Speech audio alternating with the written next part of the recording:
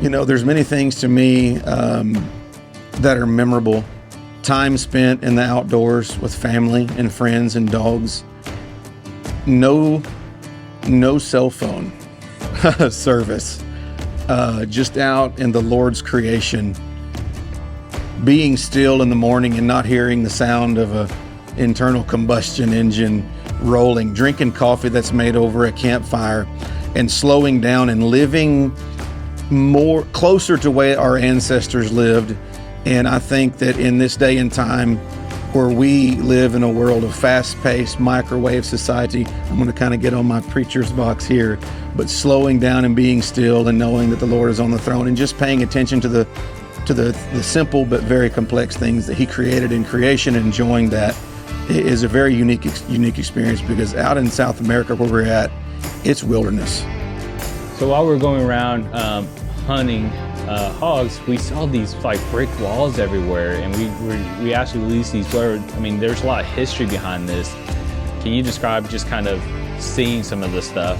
Yeah, so those brick walls are cool, and they were built at least 400 years ago by the Spaniards that came in there and took over the land. And I was like, so whatever you could carve out with those rocks and build, it was yours. The homestead land, they may still be in effect over there, but in that point in time, they just built walls, and you can ride for hours and hours in a vehicle down these dirt roads that just go in the middle of nowhere, and this wall is out there.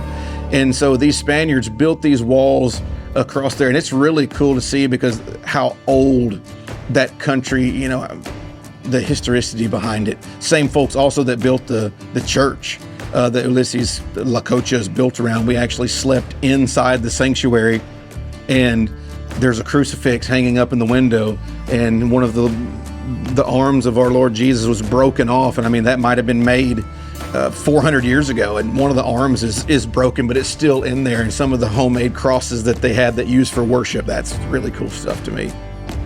Whenever you get done hunting, if it's wintertime, so like one day on our most recent trip, it was pouring down rain. We hunted all day. I was soaking wet.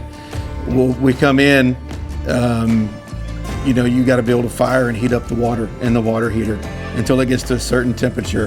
And then the shower that is falling, not a lot of pressure, but the pressure that's there can finally warm up.